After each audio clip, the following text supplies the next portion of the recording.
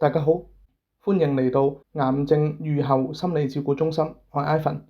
今日要同大家分享一個癌症康復者、照顧者壓力爆煲、好辛苦、好唔開心嘅個案。呢個女士叫阿君，49歲，其實佢係一個老師嚟嘅，已婚，育有一名大學嘅女。佢嘅丈夫2年前被診斷患有直腸癌，經過手術同化療之後呢，喺半年前已經漸漸好返，回復返正常嘅生活。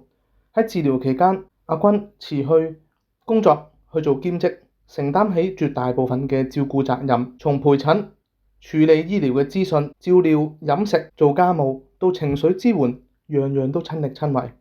嗰陣時佢都捱得住，好有信心，好有力量，希望同丈夫康復。但係反而丈夫康復之後，丈夫嘅生活逐漸返回正軌。阿君就出現情緒失控、失眠、胃痛等等嘅壓力反應。佢同我講：明明應該係鬆口氣嘅時候啦，點解我每日都好似好唔開心，情緒就嚟爆炸咁呢？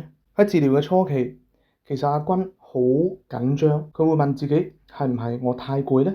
係咪我之前太辛苦呢？有一次佢不斷重複：我唔俾自己跌低，我要支持住，我要支撐住，我要堅強。我哋再深入了解。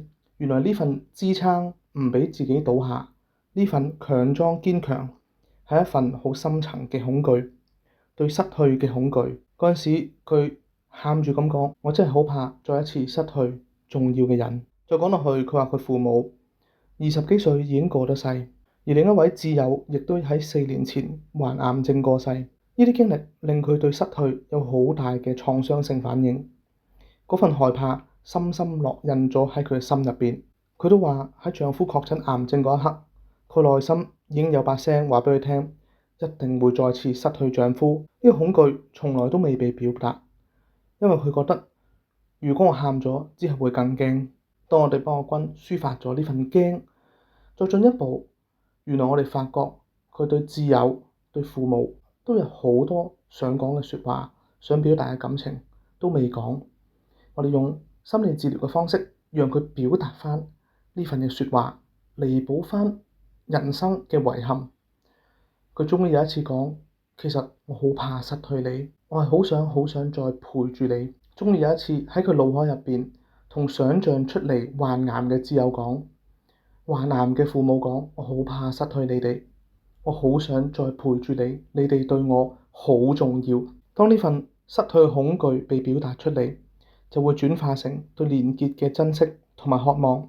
佢自此之後，佢再唔用嚇自己，話自己一定會失去嘅呢把聲去過佢嘅生活，而係懂得開始珍惜、開始享受、開始體驗丈夫康復嘅一啲時間。最尾我好記得佢話：我以前以為我一個人就要為佢撐到底、堅強到底，唔可以有自己，但我知道我要好好咁樣活着，先至可以好好咁照顧佢哋。甚至我知道我唔需要再嚇自己，去令自己驚，先至叫做留住佢哋，而係可以享受同佢嘅每一個時刻。好啦，今日分享到呢度，多謝大家。如果大家想得到更多癌症預後情緒嘅資訊，可以訂閱我哋嘅頻道，或者喺我哋嘅網頁留下電郵，我哋會給予你更多癌後情緒重建、情緒健康嘅資訊。多謝大家，拜拜。